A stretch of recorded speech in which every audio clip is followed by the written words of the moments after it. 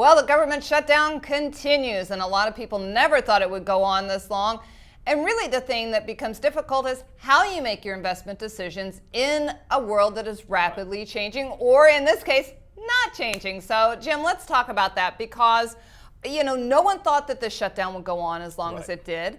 And, when you make your investment decisions, you base it on, I guess, a moment in time. Because you think, okay, the shutdown, I think it's going to last a couple days. Who knew we'd go into 6 days? And now it looks like it could go in even longer.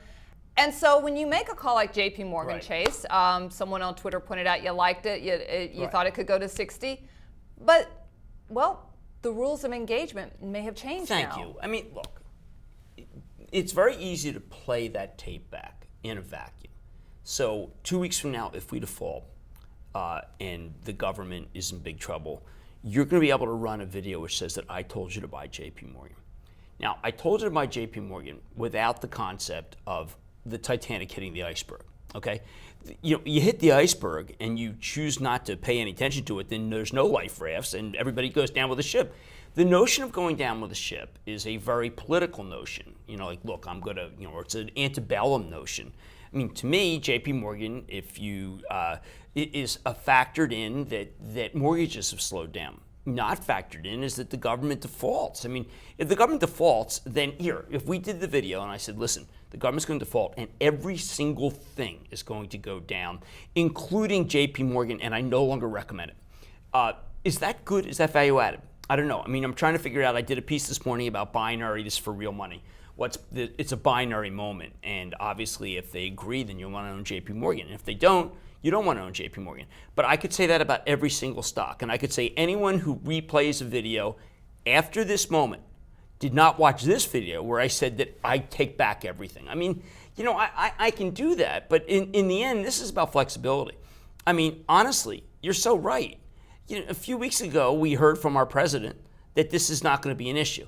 A month ago, we heard from the Treasury that it's not going to be negotiated. Well, now the president has to negotiate or we're going to go over the cliff. Well, it didn't seem like that both sides would dig in their heels, and I won't pick one side or the other, but both sides have dug in and they're gearing up for a real ideological fight. It's not about the budget anymore. It's about other issues. So again, it really makes it hard to make an investment decision in this type of environment. Right. I mean, you can talk about, I mentioned earlier, you can do deep in the money calls so you're stopped out. But, I mean, it's a simple fact here that if the president, we could just flip it.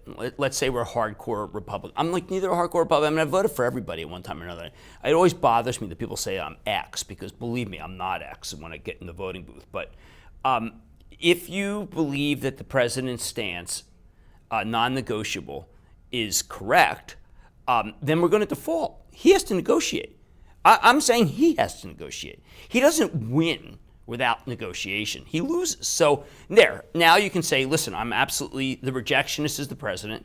All bets are off. I mean, you can make, these are all fungible issues, and it's all binary. All I'm saying is that I want both sides to make an agreement. And nobody, and anyone who doesn't give is the enemy of business. Now, I know a couple of weeks we talked about where you were kind of positioning yourself, and you felt that you were trying to, take some profits and put some cash aside.